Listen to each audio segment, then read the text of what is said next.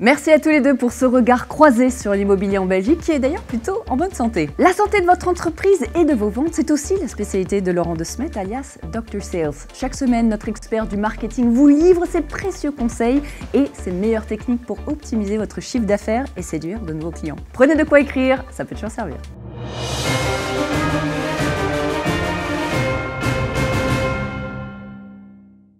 Bonjour et bienvenue dans cette nouvelle consultation de Dr Sales.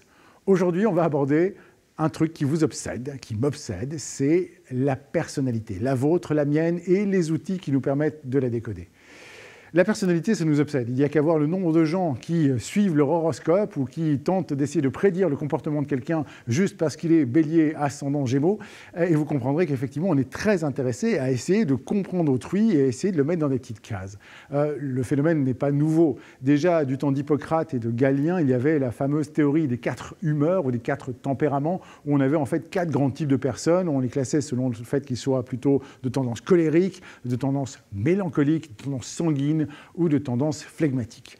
Depuis le XXe siècle, il y a eu évidemment, avec l'explosion de la psychologie et de la psychanalyse, énormément de regards portés sur les personnalités. Et là, on doit noter que Carl Gustav Jung a fait un travail absolument extraordinaire. Il était passionné par l'observation des comportements et la déduction des types de personnalités. Et il a très vite compris qu'il y avait des préférences, des mécanismes de préférence qui induisaient que certaines personnes gagnaient plus d'énergie en étant plutôt dans le contact avec les autres, ce qu'il a appelé l'extraversion, alors que d'autres ressourçaient leur énergie en étant plus centrés sur eux-mêmes et plus dans leurs pensées et leurs rêves, ce qu'il va appeler l'introversion. Tout ça a fait l'objet d'énormément de travaux et d'énormément d'outils, des outils qui ensuite, dans la deuxième moitié du XXe siècle, se sont développés et ont fait florès. Le plus célèbre d'entre eux, celui que tout le monde a déjà quasiment croisé en entreprise, c'est le fameux MBTI, le Myers-Briggs Type Indicator. Et il va reprendre énormément des travaux de Jung, il va rajouter une polarité supplémentaire et en général, il va vous donner un profil en 4 lettres.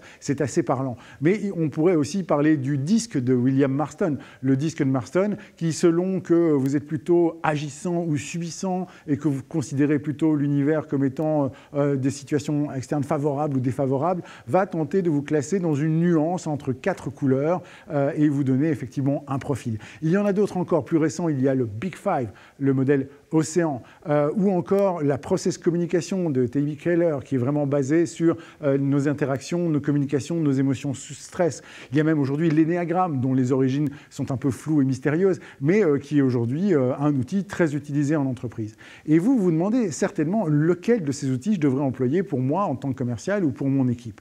Et effectivement, je vais répondre à cette question et je vais vous dire, selon moi, lequel est le meilleur de ces outils. Mais avant ça, je vais simplement essayer de comprendre avec vous quelle est leur utilité en entreprise et surtout quelle est leur utilité en vente.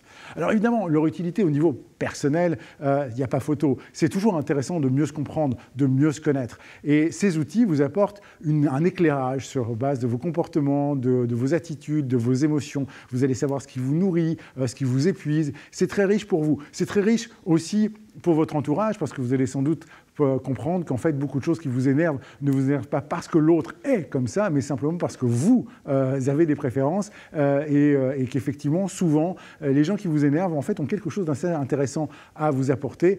C'est souvent des choses qui vous sont manquantes et complémentaires qui vont avoir tendance à vous irriter. En entreprise, évidemment, l'avantage est évident. Quand vous faites travailler une équipe ensemble avec des personnalités très différentes, elles ont intérêt à s'entendre. Et donc, quand on arrive à mettre ce type d'outils au milieu de l'équipe et que l'équipe commence à comprendre pourquoi est-ce qu'il y a des divergences de points de vue, d'opinion ou simplement de façon de faire, tout le monde y gagne. C'est d'ailleurs pas un hasard si la process communication est née de la collaboration de Keller avec la NASA, auprès de laquelle il avait été appelé pour travailler sur le recrutement et la mise en cohésion des astronautes. Et puis, équipe type qui n'a vraiment pas intérêt à avoir des problèmes de coopération. Vous imaginez bien les enjeux. Maintenant, pour les vendeurs, à quoi ça sert ? Évidemment, tous les bénéfices que je viens d'évoquer sont valables aussi pour les vendeurs. Mais il y a un autre intérêt beaucoup plus puissant pour les vendeurs à utiliser, ou en tout cas à être sensibilisés à ce type d'outils. Et tout de suite, vous allez me dire, oui, encore une façon qu'ils ont de manipuler les clients. Je vais être un tout petit peu plus subtil que ça. Non, on n'utilise pas ces outils pour manipuler les gens, mais simplement pour arriver à mieux adapter notre discours par rapport aux préférences des personnes auxquels nous nous adressons.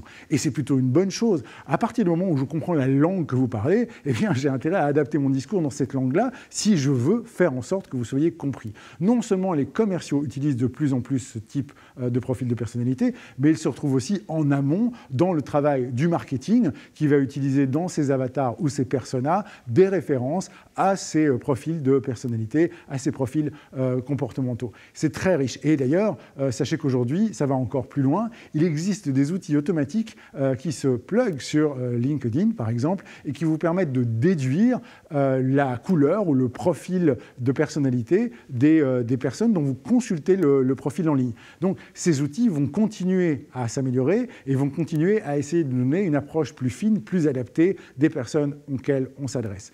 Mais finalement, moi, ce qui m'intéresse dans ces outils, c'est qu'ils provoquent quelque chose qui est particulièrement génial chez les commerciaux. Parce qu'à partir du moment où un commercial ou un vendeur a appris un outil de personnalité, il va avoir envie de l'utiliser. Or, pour l'utiliser, la première chose qu'il va devoir commencer à faire, c'est essayer de repérer chez vous, chez son client, eh bien, toutes les expressions des traits ou des profils qu'il a utilisés. Et donc, pour ce faire, il n'a pas d'autre choix que de faire attention à son client.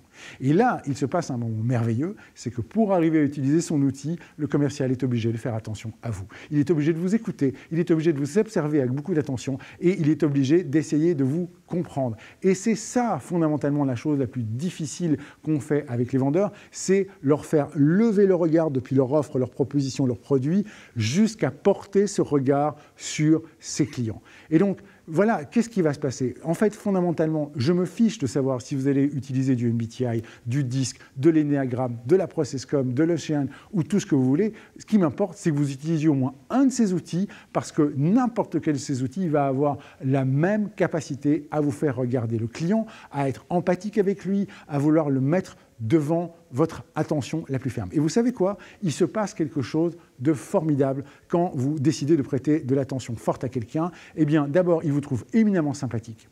Parce que quand on s'intéresse à nous, on trouve celui qui s'intéresse à nous forcément très sympathique. Et ensuite, ça crée de la réciprocité. À partir du moment où vous vous êtes intéressé à moi, j'ai envie de m'intéresser à vous. Et c'est toutes les conditions nécessaires à une bonne relation commerciale qu'on va réussir à installer juste par le fait que vous ayez décidé de vous intéresser enfin à la personnalité de votre client. Donc, mon conseil est sans appel. Oui, initiez-vous à un, voire même à plusieurs de ces outils si ça vous amuse. Déjà, en général, ce sont des séminaires plutôt sympas et plutôt agréables, mais surtout, ça va vous obliger à placer la focale sur l'autre, sur les autres. Parce qu'en définitive, le plus important, ce n'est pas de comprendre ce que vous vendez, mais surtout de comprendre à qui vous le vendez et pourquoi il l'achète selon lui. Et ces outils bien utilisés vont développer ce réflexe d'intérêt pour l'autre qui vous rendra plus performant, plus apprécié, plus sympathique et donc forcément plus heureux. On se retrouve bientôt pour une prochaine consultation de Dr Sales et n'oubliez pas que la santé de votre entreprise dépend avant tout de la santé de vos ventes.